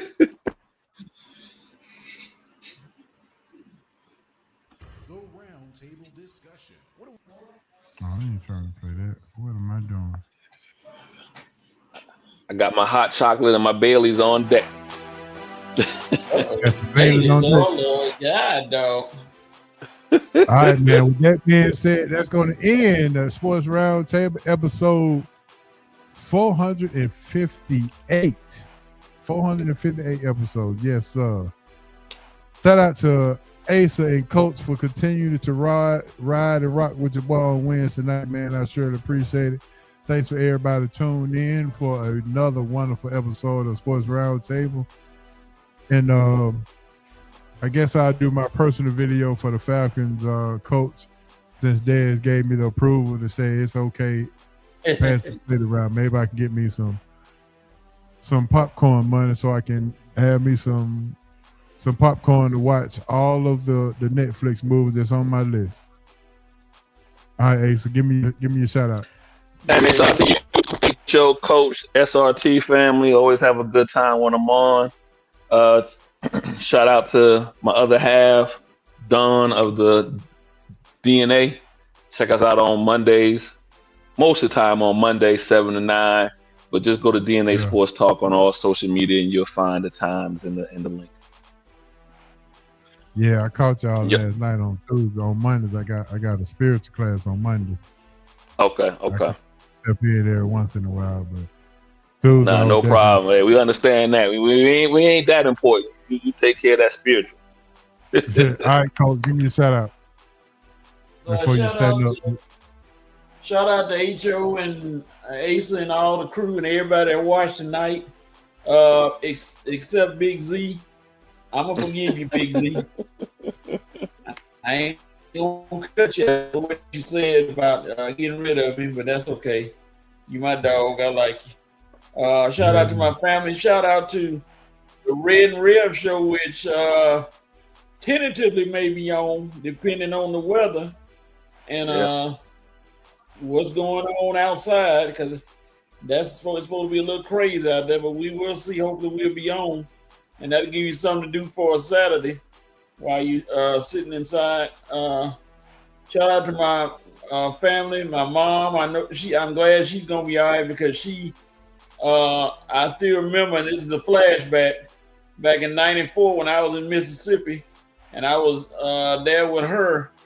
We had a gas stove, and I know she still got that gas stove, so she gonna be all right food wise, because they crank that gas up instead of electricity, so they gonna be straight. Ain't got to worry about nothing. And cook. I wish I had some of that spaghetti. I know she gonna cook, but that's all right. I hope they can get everything together. And everybody, if we don't hear from you for a while, just stay safe. Hope everybody makes it through this predicted weather. Hope the weather is not as bad as predicted. We're gonna hope. Yeah, let's hope, because it's haircut weekend for me, so we don't need to be missing a week because of the snow. Uh-oh. But we'll see. With that being said, R.I.P. Moms and Pops, R.I.P. BC. For myself, Hancock, D-Will, Asa, and Coach. Smitty will be on next week, so let's stay tuned for that. For the SRT crew, we'll holler at y'all next week. Be safe, and we out. Peace. Yes, sir.